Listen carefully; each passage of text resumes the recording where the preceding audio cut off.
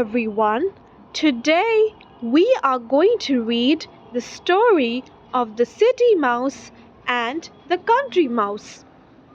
A retelling by Violet Finley, illustrated by Anne Ayosa.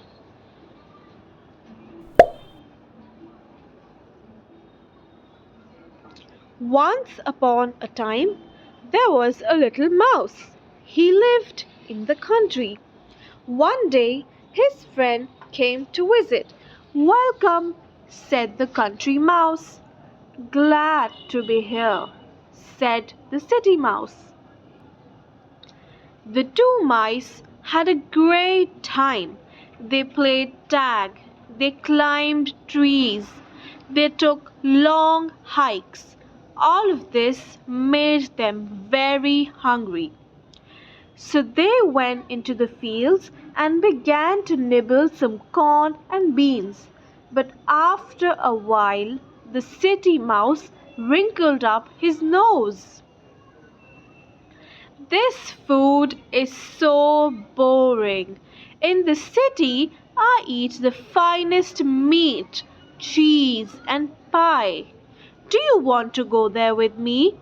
asked the city mouse. The country mouse licked his lips. "Oh, yes," he said. The next day, the two mice jumped on a train and went to the city. They walked to a tall building and took an elevator to the tippy top. This was where the city mouse lived. The home was fit for a king. It was big and very fancy. "Welcome," said the city mouse. "Glad to be here," said the country mouse. The two mice had a great time. They listened to music. They played games. They ran from room to room. All of this made them very hungry. So they went into the dining room. There stood a table filled with meat and cheese and whole cherry pie. "Mmm," said the city mouse. "Mmm," said the country mouse. But just as they started to nibble the food, in came a cat. In came a dog. In came a person. "Run for your life," said the city mouse.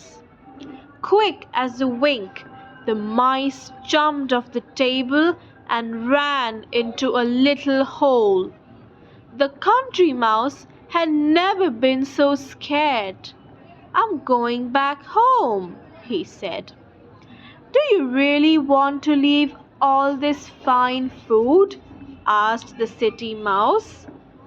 "The city is nice, but corn and safety are better than cherry pie and danger," said the country mouse.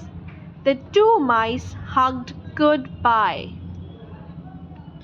Then the country mouse jumped on a train and went back to the country.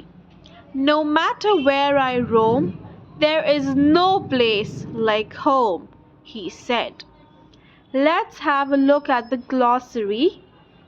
Let us look at the first word, finest, which means very best. Second word, hikes, which means long walks outside. The next word, nibble, means to eat in tiny bites. The next word, roam, means to go from place to place. And the last word, wrinkled, it means squished up. Well, that is it for today. Let's see you next time with yet another very interesting story. Bye-bye.